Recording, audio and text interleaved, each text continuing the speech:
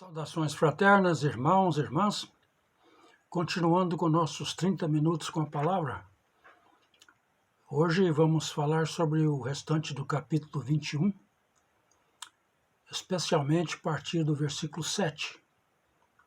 Oremos. Senhor, por tuas bênçãos sobre nós te agradecemos. Por ter nos dado este momento para refletirmos a tua palavra, nós te agradecemos. Agora rogamos que teu Espírito Santo nos inspire, nos guie. Em nome de Jesus nós rogamos. Amém.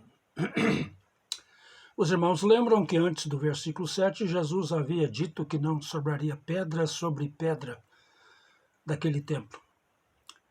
De Jerusalém também. Versículo 7 diz: Perguntaram-lhe, mestre, quando sucederá isto? Os seus ouvintes querem saber quando isso vai acontecer. A pergunta é lógica, mas uma palavra de cautela aqui. Tanto Mateus como Lucas esclarecem que Jesus falava tanto da destruição vindoura de Jerusalém, 70 da nossa era, quanto eventos futuros. Ambos estão profeticamente ligados, embora separados por muitos séculos. Spurgeon disse: temos que tratar o cerco de Jerusalém e a destruição do templo como sendo uma espécie de ensaio para o que ainda virá. Sabe a observação. Eles perguntaram-lhe, mestre, quando sucederá isto e que sinal haverá de quando estas coisas estiverem para se cumprir? A resposta de Jesus em Mateus 24 e aqui em Lucas 21 contempla a destruição de Jerusalém no futuro imediato e o retorno final de Jesus no fim dos tempos. Lucas focaliza bem mais este primeiro aspecto. Vamos pegar uns tópicos aqui para ver os conselhos de Jesus. O primeiro tópico seria: para caminhar nestes tempos perigosos, não sigam falsos líderes. Para caminhar nestes tempos perigosos, não sigam falsos líderes. Versículo 8. Respondeu ele: Vede que não sejais enganados, porque muitos virão em meu nome, dizendo, sou eu, e também chegou a hora. Não os sigais. Vede que não sejais enganados. Jesus advertiu os discípulos que muitos seriam enganados ao anteciparem a sua vinda. Historicamente, isso já aconteceu muitas vezes. Um exemplo clássico: 1846, nos Estados Unidos, William Miller. William Miller foi um fazendeiro, um miliciano, no sentido de que da milícia organizada do seu estado, líder local da comunidade de Lowhampton, Nova York, que se tornou um pregador e relatou sobre a iminente volta de Jesus Cristo, baseando-se em sua hermenêutica bem particular do livro de Daniel a respeito da visão das 2.300 tardes e manhãs. Ele profetizou a volta de Jesus para o ano 1844. E todo mundo foi esperar, e não aconteceu. Jesus disse, porque muitos virão em meu nome dizendo, sou eu, e também chegou a hora. Jesus sabia que muitos viriam depois dele, dizendo ser o Messias militar, político. 100 anos depois de Jesus apareceu o judeu Bar Kokhba, que muitos criam ser o Messias. Ele iniciou uma revolta ampla que foi esmagada pelos romanos, mais uma das muitas revoltas.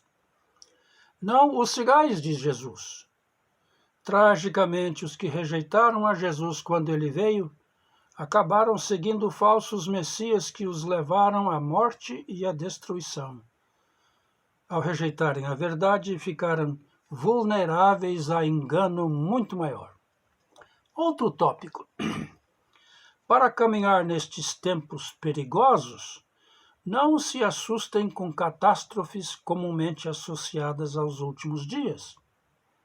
Para caminhar nestes tempos perigosos, não se assustem com catástrofes comumente associadas aos últimos dias. Versículo 9 e até 11. Quando ouvirdes falar de guerras e revoluções, não vos assusteis, pois é necessário que primeiro aconteçam estas coisas, mas o fim não será logo. Então lhes disse: levantar-se-á nação contra nação, e reino contra reino, haverá grandes terremotos, epidemias e fome em vários lugares, coisas espantosas e também grandes sinais do céu. Para caminhar nestes tempos perigosos, não se assustem com catástrofes comumente associadas aos últimos dias. O que Jesus disse aqui se aplica tanto à destruição de Jerusalém quanto aos eventos que se cumprirão na sua segunda vinda no fim dos tempos. Em algum sentido, houve guerras antes da destruição da Cidade Santa, porque os romanos estavam sempre em guerra contra judeus, samaritanos, sírios e outros nesse período. No Império, no sentido maior, houve terremotos notáveis. Um exemplo, um terremoto de grande destruição na Baía de Nápoles em 5 de fevereiro de 62 da nossa época. A famosa Pompeia e Herculâneo, grandes cidades, foram destruídas pela erupção do vulcão Vesúvio em 79 da era cristã. Estava em reconstrução depois do terremoto, quando finalmente foi destruída de novo. Você pode ir lá na Itália e andar pelas as ruínas que foram desenterradas das cinzas daquele vulcão, ver os sinais dos corpos que morreram e foram calcificados ali. Jesus diz, pois é necessário que primeiro aconteçam estas coisas, mas o fim não será logo. Mas, queridos, observe uma coisa. Jesus não disse que qualquer destas coisas seria sinal de sua segunda vinda. De novo eu digo, ele não disse que qualquer destas coisas seria sinal de sua segunda vinda. O que aconteceu anterior à destruição de Jerusalém anunciava o fim da cidade, mas não o fim dos tempos. Agora vamos para o versículo 12, e aqui mais um tópico. Jesus descreve o que os discípulos poderiam esperar sofrer. Antes, porém, de todas estas coisas, versículo 12 a 15. Lançarão mão de vós e vos perseguirão, entregando-vos às sinagogas e aos cárceres, levando-vos à presença de reis e governadores por causa do meu nome. E isto vos acontecerá para que deis testemunho. Assentai, pois, em vosso coração que não vos preocupardes com o que haveis de responder, porque eu vos darei boca e sabedoria a que não poderão resistir, nem contradizer todos quantos se vos opuserem. Este fato da perseguição é verdade tanto nos dias antecedentes à destruição de Jerusalém, quanto em nossos dias, e até o fim da era. Semana passada, leio de um pastor que foi preso e multado porque ele falava contra certas coisas do púlpito. E ele foi acusado.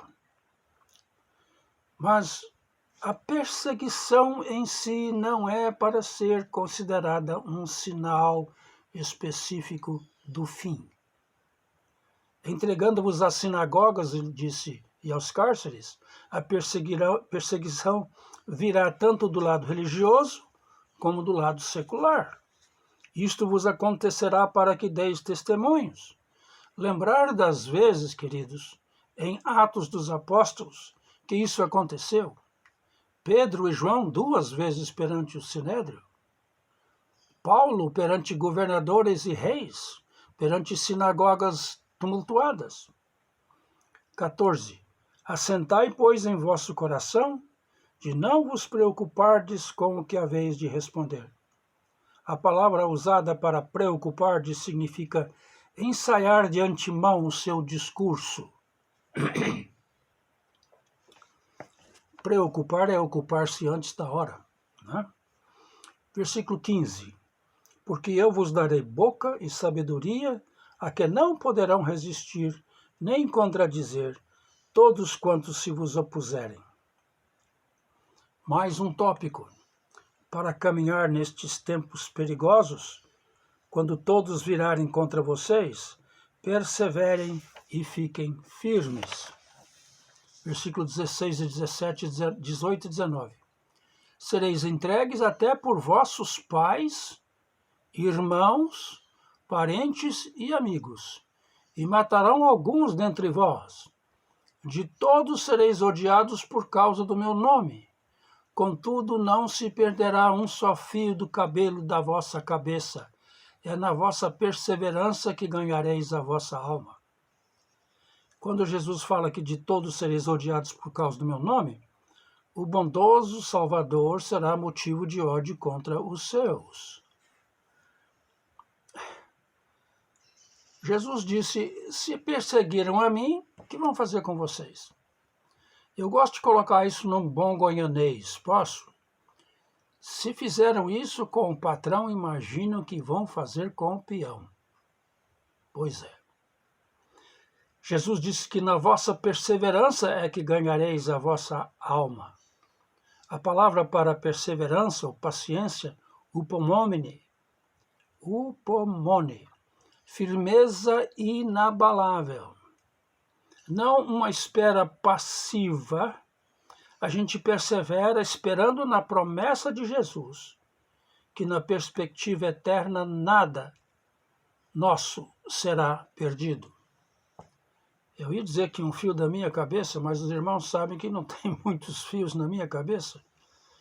Mas eu creio que na ressurreição eu terei bastante cabelo. E nenhum dos fios que passou por perigo será destruído. Amém? Então, um esboço desses tópicos até agora. Para caminhar nestes tempos perigosos, não sigam falsos líderes. Para caminhar nestes tempos perigosos, não se assustem com catástrofes comumente associadas aos últimos dias. Jesus descreve o que seus discípulos poderiam esperar sofrer. Para caminhar nestes tempos perigosos, quando todos virarem contra vocês, perseverem e fiquem firmes. E para caminhar nestes tempos perigosos, fujam de Jerusalém quando os exércitos começarem a cercar a cidade. Aqui nós vamos ler do versículo 20 ao 24. Quando, porém, vir de Jerusalém sitiada de exércitos, sabei que está próximo à sua devastação, a devastação da cidade. Então os que estiverem na Judéia fujam para os montes. Os que se encontraram dentro da cidade, retirem-se. E os que estiverem nos campos, não entrem nela. Porque estes dias são de vingança, para se cumprir tudo o que está escrito. Ai das que estiverem grávidas e das que amamentarem naqueles dias, porque haverá grande aflição na terra e ira contra este povo. Cairão a fio de espada e serão levados cativos para todas as nações, e até que os tempos dos gentios se completem, Jerusalém será pisada por eles. Olha lá o versículo 20 então. Quando, porém, vir de Jerusalém sitiada de exércitos, sabei que está próxima a sua devastação. Esta devastação de Jesus, que enfocava os aspectos, essa advertência de Jesus, que enfocava os aspectos mais próximos da profecia geral, foi totalmente ignorada pelo povo judeu em 70 da era cristã, quando os romanos cercaram Jerusalém. Então os que estiverem na Judéia, versículo 21, fujam para os montes. Os que se encontraram dentro da cidade, retirem-se. e os que estiverem nos campos não entrem nela. Muitos judeus esperavam que o Messias viesse em glória quando os exércitos gentios cercassem a cidade. Mas os cristãos em Jerusalém lembraram da profecia de Jesus, obedeceram e fugiram para Pela, bem do outro lado do Jordão, mais para o norte, longe da incursão dos romanos. A tradição diz que eles ouviram profecia também dentro das igrejas, dentro das sinagogas, das assembleias dos cristãos. Pouquíssimos cristãos pereceram na queda de Jerusalém. O historiador cristão Eusébio escreveu a história da igreja que os cristãos em Jerusalém fugiram da cidade em resposta a um oráculo dado por revelação. Jesus diz que estes dias, versículo 22, esses dias são dias de vingança. Em 70 da nossa era, a conquista romana da Palestina foi completa. Joséfo anota que 1,1 milhão de judeus foram mortos e outros 97 mil foram levados cativos e se tornaram escravos. Uma das maiores calamidades a acontecer com o povo judeu. Jesus advertiu para evitarem esta situação. Observe uma coisa, queridos. Jesus estava anunciado o que em breve aconteceria. Quando os romanos terminaram com Jerusalém, nenhum judeu sequer foi deixado vivo na cidade. A cidade recebeu um novo nome, a Aelia Capitolina, e por muitos anos judeus não eram permitidos entrar na cidade, exceto em um dia da queda da cidade e a destruição do templo, o 9 do mês de Ab. Aconteceu 2 vezes essa data. Quando os babilônios destruíram Jerusalém, aconteceu que o templo foi queimado e destruído no dia 9 do mês de Ab. E agora, quando os romanos fazem isto, 9 do mês de Ab. Vamos considerar uma coisa. Uma advertência de Deus em Deuteronômio 28, 15 a 68, quando Deus fala, eu ponho perante vocês vida e morte, juízo e salvação. Se vocês negarem a aliança, eu vou destruir tudo que vocês fizerem. Quase todas as calamidades que Deus avisara neste trecho aconteceram aos judeus nas guerras entre os judeus e Roma. Foi por isso que Jesus chorou por Jerusalém. Quando ele falou dias de vingança mesmo. E até que os tempos dos gentios se completem, Jerusalém será pisada por eles. Queridos, há algo de esperança nesta fala de Jesus. Os tempos dos gentios chegará ao fim. Um dia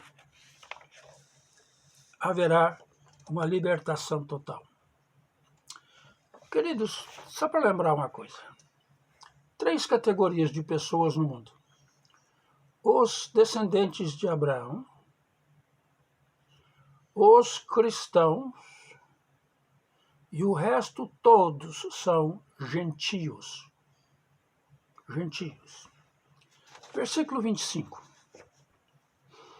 Haverá sinais no sol, na lua e nas estrelas sobre a terra.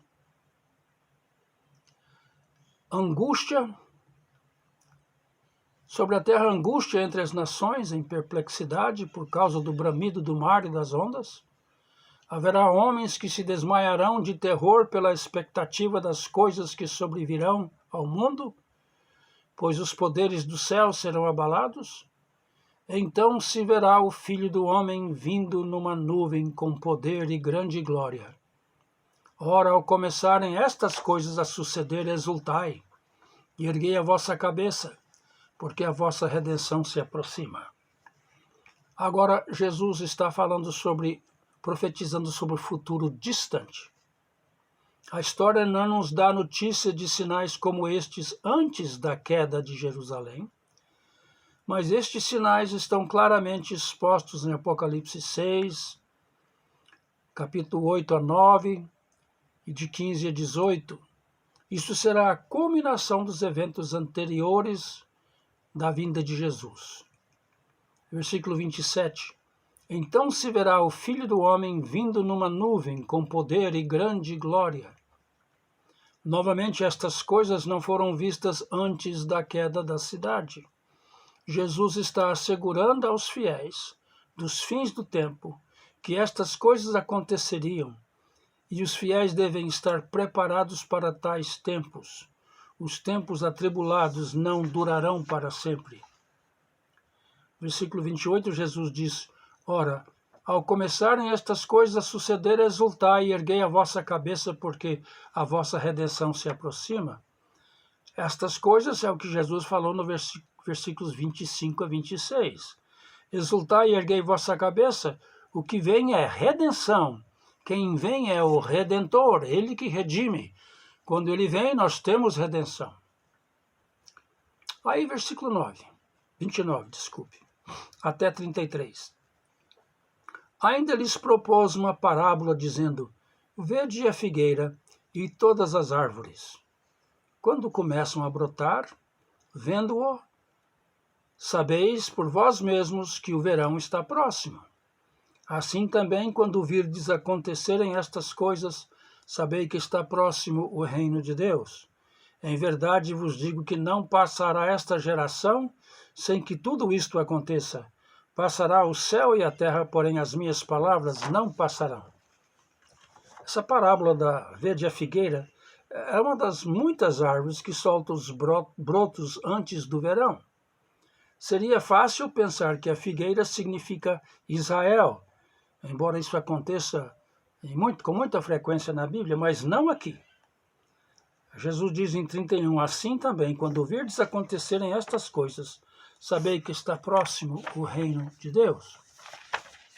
A parábola enfatiza que assim como os brotos da figueira anunciam a inevitável vinda do verão e os seus frutos, assim também os sinais serão vistos e a inevitável consequência será a vinda do Redentor em glória com a sua igreja. E aquela fala de Jesus no versículo 32. Em verdade vos digo que não passará esta geração sem que tudo isto aconteça. Jesus não estava falando da sua própria geração e a geração dos discípulos. Ele estava falando da geração dos que veriam estes sinais futuros. Haverá uma última geração antes da vinda de Jesus. E é possível que Jesus se referia ao povo judeu, esta geração, significando que o povo judeu não seria extinto. A palavra geneia, ou geneia, como é em grego, pode significar três coisas. Os descendentes de um ancestral comum. Quem são os descendentes de um ancestral comum? Os judeus. 2, um conjunto de pessoas nascidas no mesmo tempo, uma geração. 3, o período de tempo ocupado por um conjunto de pessoas, geralmente no sentido de conjunto sucessivo de pessoas. Jesus diz, passará o céu e a terra, porém as minhas palavras não passarão. Não há homem que possa dizer isto com autoridade que o homem divino Jesus disse. Ninguém pode dizer isso. Ele está dizendo que as suas palavras são as palavras de Deus. Continua Jesus falando do versículo 34 ao 36. Acautelai-vos por vós mesmos, para que nunca vos suceda que o vosso coração fique sobrecarregado com as consequências da orgia, da embriaguez e das preocupações deste mundo, e para que aquele dia não venha sobre vós repentinamente como um laço, pois há de sobrevir a todos os que vivem sobre a face de toda a terra. Vigiai, pois, a todo tempo, orando para que possais escapar de todas estas coisas que têm que suceder e estar em pé na presença do Filho do Homem. Acautelai-vos por vós mesmos, diz o versículo 34, as coisas que nos deixariam despreocupados. Quer ver? Em consequências da orgia, da embriaguez e das preocupações desse mundo. Estas nos deixariam sem preparo para a vinda. Jesus sempre advertiu que os seus deveriam estar preparados porque não sabiam a hora do seu retorno. Lembram a parábola das virgens? Com as lâmpadas e as que não tinham óleo, não sabem a hora que voltam. Jesus também advertiu várias vezes que se o dono da casa soubesse a hora que o ladrão entraria, ele ficaria vigiando. As consequências da orgia, isso aí chama-se ressaca. E para que aquele dia não venha sobre vós repentinamente, como um laço, Jesus fala de dois ângulos aqui. O versículo 25 e 26, ele falava das calamidades e dos sinais que abalariam a terra antes da sua vinda. Mas em 34 e 36, Jesus diz que a sua vinda chegaria como uma surpresa, um laço. Laço para pegar passarinhos. Eles armavam, não é como arapuca, não. Armavam uma corda sob tensão. Se o passarinho pisasse num certo lugar, a corda esticava e pegava o passarinho pela perna. Um laço, daí a necessidade de estarmos preparados. A segunda vinda de Jesus tem dois aspectos distintos, separados por um longo tempo. O primeiro aspecto, um evento súbito, inesperadamente, como um laço num tempo de paz e segurança. O segundo aspecto, a grande antepassão de um mundo quase destruído pelo julgamento de Deus, e com Jesus vindo à terra com seu povo do céu. Esta parte do discurso das oliveiras em Lucas se aplica ao mundo inteiro, não somente àqueles que viviam em Jerusalém e Judeia. Jesus está falando de muito mais do que aquilo que aconteceu em Jerusalém em 70 da era cristã. 36 diz, vigiai, pois, a todo tempo, porque isto se aplica ao mundo todo. Devemos estar em constante vigia. Quem vigia nunca será pego num laço. Orando para que possais escapar de todas estas coisas que têm de suceder. Vigia, lembro o meu tempo na Marinha, lá na Ilha do Guam, na nosso esquadrão de aviões. Eu pegava plantão de fim de semana, às vezes, armado, patrulhava em volta dos aviões, vigiando para que ninguém chegasse a eles. De certa forma, num sentido imediato sobre a destruição de Jerusalém, os que ouviram e obedeceram a Jesus escaparam da terrível destruição. De outra forma, num sentido de destruição muito maior que virá sobre a terra, aqueles que ouvem e obedecem Jesus podem escapar da destruição que virá. Jesus ensinava todos os dias no templo, termina o capítulo. Mas à noite, saindo, ia pousar no monte chamado das Oliveiras. Agora, olha que coisa linda, o versículo 38. Domingo, segunda, terça, quarta. Para quinta. E todo o povo madrugava para ir ter com ele no templo, a fim de ouvi-lo. Vamos terminar aqui. Estamos chegando ao ponto crucial. Os últimos 2 dias de Jesus vivos aqui na terra antes da ressurreição. Lucas está caminhando para isto com tudo. E nós também caminhamos para esta gloriosa parte da nossa vida em Cristo. Deus esteja com vocês.